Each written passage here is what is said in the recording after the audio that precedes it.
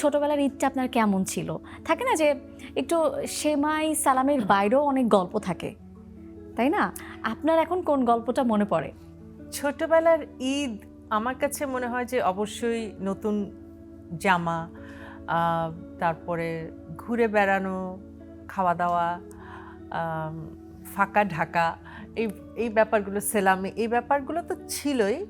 সেই সাথে যেটা যোগ হতো আমার কাছে মনে হয় এখন যে স্কুলের ছুটিটা, স্কুলে যে যেতে হবে না, একটা লম্বা ছুটি, হ্যাঁ, সেটা 7 দিন হোক 15 দিন হোক, আমার মনে হয় সেটা আমি সবচেয়ে বেশি মানে এনজয় করতাম, যে স্কুলে যেতে হবে না।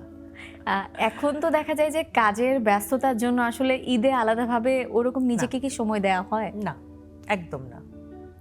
ঈদে ব্যস্ততা আরো বেড়ে যায়। ঈদের যে ছুটি থাকে সেটা আমরা উপভোগ করতে পারি না একেবারে। এটা একদম সত্যি কথা, কিন্তু মিডিয়াতে যারা কাজ করে আসলে ঈদে কোনো স্পেশাল ছুটি বলতে না, তাদের থাকে না। না, আমরা হচ্ছে এন্টারটেইনার। আমাদের কাজ মানুষকে এন্টারটেইন করা, এবং ছুটিতে আরো বেশি সেই দায়িত্বটা বেড়ে যায়।